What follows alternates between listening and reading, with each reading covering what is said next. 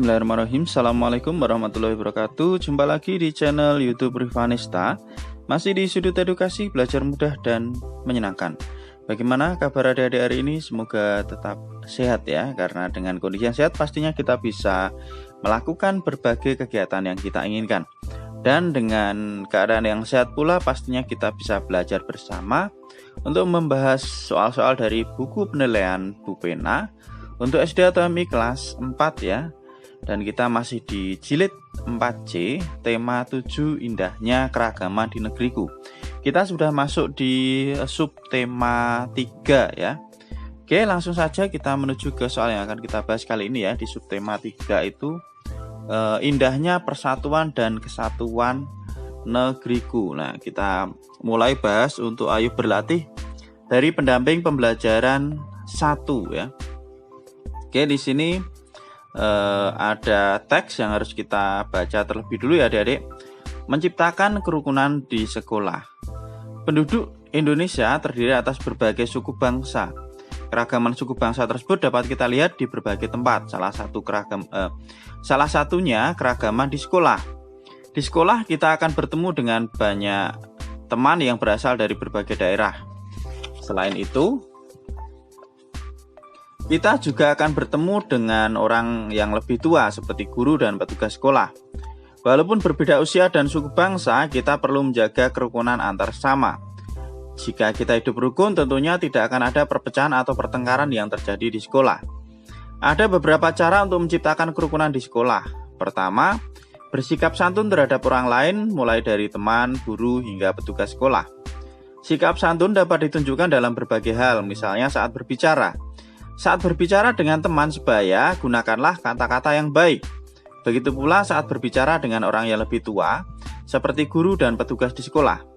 Kita harus menggunakan bahasa yang santun. Bersikap santun akan menciptakan hubungan pertemanan yang baik dan kerukunan antar sesama.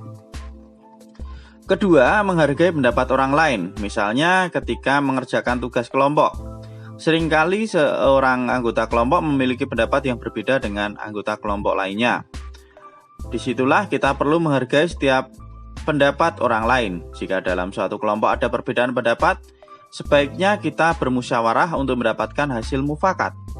Setiap anggota kelompok pun bebas untuk menyampaikan pendapatnya. Namun agar tercipta kerukunan, setiap anggota kelompok tidak boleh memaksakan pendapatnya.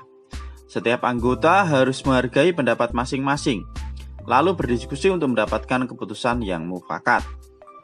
Terakhir, yaitu bergotong royong di lingkungan sekolah. Terkadang kita memerlukan bantuan dari orang lain, misalnya saat melakukan piket membersihkan kelas. Kita tentunya tidak bisa membersihkan kelas sendiri. Oleh karena itu, kita perlu bergotong royong. Bergotong royong akan mempermudah pekerjaan sulit yang kita kerjakan. Selain itu, bergotong royong akan menciptakan hubungan antar teman semakin baik. Itulah beberapa cara untuk menciptakan kerukunan di lingkungan sekolah ya. Itu adik-adik bacaannya. Sekarang kita ke soal nomor 1. Tuliskan kata-kata sulit yang terdapat dalam teks tersebut pada tabel berikut. Lalu carilah arti kata-kata sulit tersebut pada Kamus Besar Bahasa Indonesia ya. Di sini saya tuliskan ya. Ada beberapa, ini contohnya mufakat, artinya adalah tercapai kesepakatan. Sebenarnya tidak ada yang begitu sulit ya adik-adik, tapi karena diminta menuliskan ini saya tambahkan ada 4 ya, berarti tambah 3. Ada kata rukun, santun, dan juga musyawarah. Oke, saya tuliskan di buku ya adik-adik untuk kata-kata sulitnya. Oke, yang pertama tadi adalah mufakat ya, sebagai contohnya itu artinya adalah tercapai kesepakatan. Kemudian yang kedua rukun. Rukun itu artinya adalah semua terlaksana dengan baik. Kemudian yang ketiga ada kata santun. Santun itu adalah halus dan baik budi bahasanya ya. Tidak hanya budi bahasa sebenarnya ya. Tingkah lakunya juga ya, halus dan baik budi bahasa serta tingkah lakunya.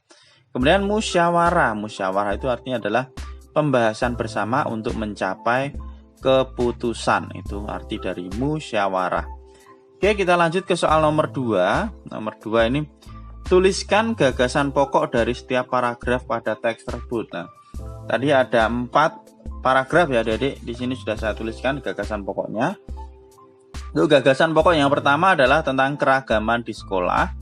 Kemudian untuk gagasan pokok yang kedua itu adalah cara bersikap santun di sekolah.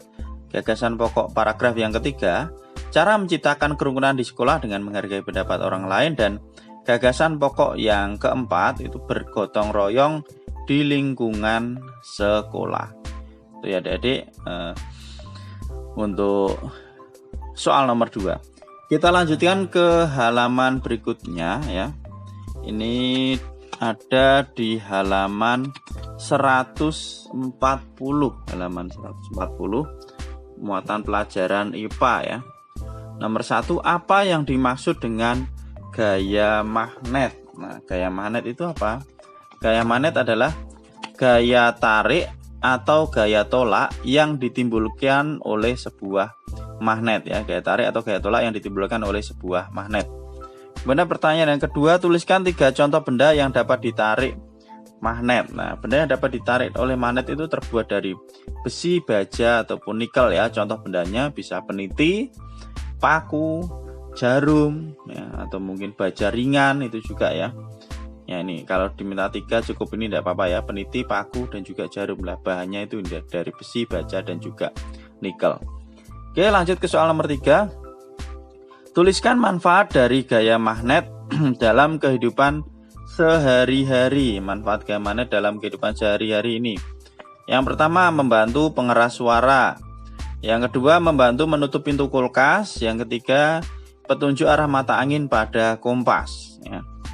Kita lanjut ke soal nomor 4. Tuliskan 3 contoh peristiwa sehari-hari yang terjadi akibat gaya gravitasi bumi ya. Akibat gaya gravitasi bumi ya, ini contohnya adalah buah masak jatuh dari pohon, manusia dapat berjalan di permukaan bumi, bola basket kembali ke tanah setelah dilempar ke atas. Itu adalah contoh peristiwa sehari-hari yang terjadi akibat gaya gravitasi bumi.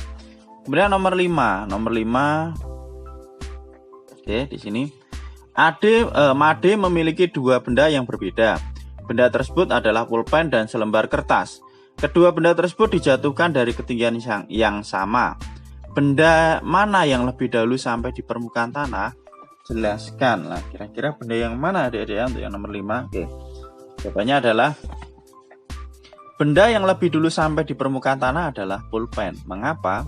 Karena luas permukaan pulpen lebih kecil dibandingkan kertas atau dibandingkan lembaran kertas, sehingga gesekan udara pulpen lebih kecil. Nah, kalau gesekan udaranya lebih kecil, otomatis dia akan lebih cepat dibandingkan lembaran kertas ya. Gaya gesekannya lebih besar karena luas permukaannya yang lebih besar, sehingga dia gesekannya dengan udara juga lebih besar, sehingga kertas itu lebih lama ya untuk jatuh dibandingkan pulpen. Itu kemudian kita ke pendamping pembelajaran 2 ya. Pendamping pembelajaran 2 nih ayo berlatih di halaman 141 ya. Ini ada muatan pelajaran SBDP.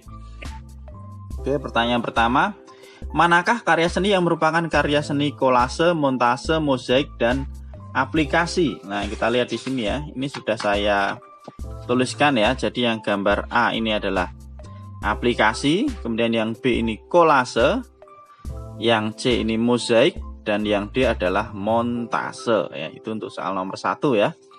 Kemudian untuk yang nomor 2, bahan apa saja yang dapat digunakan dalam pembuatan karya seni montase? Bahan yang dapat digunakan dalam pembuatan karya seni montase. Oke, di sini sudah saya tuliskan ya. Bahan pembuatan montase itu ada kalender, koran, majalah bekas yang memiliki gambar atau foto ya. Selanjutnya nomor 3. Bahan apa saja yang dapat digunakan dalam karya seni mozaik? Nah, 3. Ya. Bahan dalam pembuatan mozaik itu ada cangkang telur, potongan kertas, pecahan keramik ya, bisa. Pecahan kaca juga bisa ya, tapi harus hati-hati ya, Adik-adik. Itu. Kemudian nomor 4. Tuliskan 4 macam bahan bekas yang dapat dimanfaatkan dalam pembuatan karya seni teknik tempel. Nah, oke, di sini untuk yang nomor 4 ya, bahan pembuatan karya seni teknik tempel itu contohnya tempat tisu bekas, kaleng susu bekas, botol minuman bekas, dan botol selai bekas. Nomor 5, apa persamaan dari keempat karya seni tersebut? Nah, persamaannya ya, sama-sama karya seni tempel dengan menggunakan perekat. Ya, itu adik-adik mungkin kalau terlalu cepat ini bisa di pause terlebih dahulu ya. Untuk jawaban nomor 2, 3, dan juga 4 serta 5. Oke, kita lanjut ke halaman berikutnya ya, halaman 142 ya, masih 142 dan 143. Ini ada bacaan ya adik-adik tentang kilo mozaik kaca dari botol bekas ya. Silahkan bisa dibaca terlebih dahulu, mungkin bisa di pause kalau mau dibaca adik-adik ya. Kemudian ini lanjutannya ya. Nah, ini yang bagian atas lanjutannya. Oke, langsung saja ke pertanyaan. Buatlah 5 pertanyaan berdasarkan teks yang sudah kamu baca. Ini ya, pertanyaan sekaligus jawaban. Kemudian tukarkan. Nah, ini silahkan bisa ditukarkan dengan teman sebelahnya. Kemudian ini diminta untuk mengumpulkan dan diminta nilai kepada guru ya. Oke, berarti ini saya bantu untuk pertanyaan dan juga jawaban ya, berdasarkan teks kilo mozaik kaca dari botol bekas. Oke, langsung saja untuk pertanyaan yang pertama ya. Kita bisa menggunakan 5W1H atau adik Simba karena cuma 5, berarti kita hanya buat 5 ya adik-adik. Oke, pertanyaannya yang pertama, apa judul dari teks di atas? Nah, kita kasih jawaban sekalian ya. Jawabannya adalah kilo mozaik kaca dari botol bekas. Pertanyaan kedua, siapa seniman yang menciptakan karya tersebut? Jawabannya adalah Niki Ella Whitlock. Itu sesuai di bacaan ya. Kemudian nomor 3, mengapa karya tersebut banyak disukai orang? Jawabannya, karena menarik dan sangat kreatif untuk dilihat. Nomor 4, bagaimana tahapan untuk membuat karya sebelum merangkai pola gambar? Yaitu mengumpulkan botol minuman bekas berbagai warna kemudian dipecahkan. Dan yang terakhir ya, di mana asal seniman pembuat mozaik kaca tersebut ya, atau dari mana ya, boleh ya, di mana asalnya. Ini juga menunjukkan tempat sama aja ya. Jawabannya adalah Derbyshire, Inggris ya. Itu untuk membuat pertanyaan. Kemudian kita ke halaman berikutnya. Ini ada di halaman 144 ya. Ini muatan pelajaran IPA. Pertanyaan yang pertama, bagian manakah yang menunjukkan gaya gesek pada gambar di samping? Ini sedang menulis ya. Gambar sedang menulis, maka di sini jawabannya adalah gesekan pensil dengan permukaan kertas lah. Itu ya untuk yang nomor 1. Goresan pensil dengan permukaan kertas. Nah, itu bagian yang menunjukkan gaya gesek. Kemudian nomor 2, jelaskan mengapa ban kendaraan yang sudah tidak beralur harus segera diganti. Ya, ini hubungannya dengan gaya gesek ya. Karena gaya geseknya semakin kecil dapat mengakibatkan ban mudah tergelincir. Jadi gaya geseknya semakin kecil, kalau semakin halus gaya geseknya semakin kecil, maka bisa mengakibatkan ban mudah tergelincir. Oke, nomor 3, tuliskan contoh gaya gesek dalam kehidupan sehari-hari. Jelaskan pula manfaat gaya gesek bagi manusia. Oke ya, untuk nomor 3 ini contohnya adalah alas sepatu dibuat dari bahan karet agar tidak mudah terpleset ya. Kemudian yang kedua, sepatu bola diberi pul pada bagian alas untuk memperbesar gaya gesek agar pemain tidak mudah terpleset ya. Ini ya saya berikan contoh hanya 2 ya adik-adik. Sebenarnya ada banyak sekali, termasuk ban tadi ya, dibuat beralur agar tidak tergelincir. Kemudian rem sepeda ya, itu dibuat dari karet juga sama ya, agar lebih ya, ada banyak sekali. Oke, bisa dituliskan 2 atau 3 mungkin contohnya sama ban ya. Oke, mungkin sampai di sini dulu ya pembahasan untuk tema 7 subtema 3 ayo berlatih di pendamping pembelajaran 1 dan juga 2. Untuk pendamping pembelajaran berikutnya 3, 4, 5, dan 6 serta latihan soal subtema 3 di tema 7 tetap ikuti terus di channel Rivanista. Sekali lagi terima kasih sudah meluangkan waktu untuk belajar bersama. Mohon maaf apabila ada kekurangan. Silahkan pertanyaan atau saran bisa dituliskan di kolom komentar ya. Dan yang masih ketinggalan pembahasan video kami sebelumnya bisa disimak di playlist ya, Bu Pena kelas 4. Jangan lupa untuk selalu berdoa agar diberi kemudahan dan kelancaran di setiap kegiatan yang kita lakukan. Saya akhiri, Assalamualaikum warahmatullahi wabarakatuh.